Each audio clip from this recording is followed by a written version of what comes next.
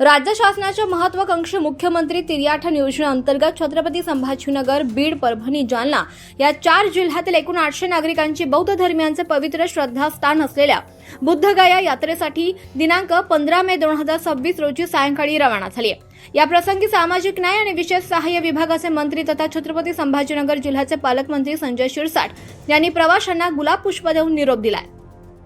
यावेळी आमदार प्रशांत बंब, महापौर समीर राजूरकर, सामाजिक न्याय विभागाचे प्रधान सचिव हर्षदीप कांबळे, विभागीय आयुक्त जी श्रीकांत, माजी महापौर नंदकुमार घोडेले, नगरसेवक सिद्धार्थ शिरसाट, हर्षदा शिरसाट, समाज कल्याण विभागाचे प्रादेशिक उपायुक्त दीपक खरात, सहाय्यक आयुक्त रवींद्र शिंदे यांच्यासह सामाजिक न्याय विभागाचे विविध अधिकारी यांची उपस्थिती होती। सुखरूप आणि मंगलमय प्रवासासाठी सर्व उपस्थित मान्यवरांनी प्रवाशास शुभेच्छा दिल्यात। छत्रपती संभाजीनगर रेल्वे स्थानक परिसर रेल्वे फुलांनी सजवण्यात आलं होतं। भारावलेल्या आणि उत्साही वातावरणात प्रवाशांचं स्वागत गुलाब पुष्प देऊन वाद्याच्या गजरात करण्यात आलं। लेझिम पथकानं प्रवाशांचा उत्साह द्विगुणित केला। यामुळे यात्रेकरूंच्या चेहऱ्यावरचा आनंद उत्साहात ओसंडून वाहत होता।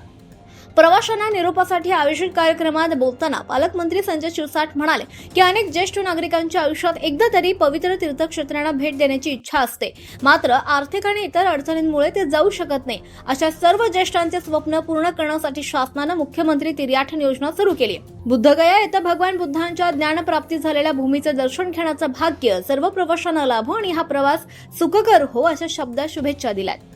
उन्हाळ्याच्या पार्श्वभूमीवर रेल्वेतील वातानुकूलित स्लीपर कोच असल्यामुळे प्रवाशांना याबाबत अडचण होणार नाही।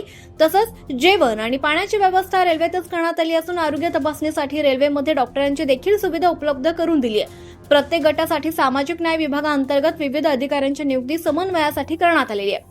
सुखकर प्रवासात प्रवाशांची काळजी शासनानं घेतली असल्याचं मंत्री शिरसाट यांनी सांगितलंय।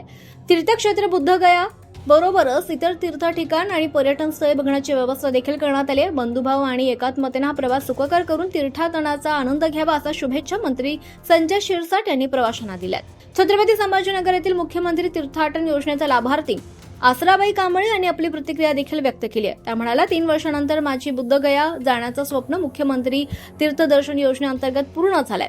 सामाजिक न्याय विभागाचे मंत्री संजय शिरसाट आणि राज्य शासनामुळे ते स्वप्न पूर्ण झालं।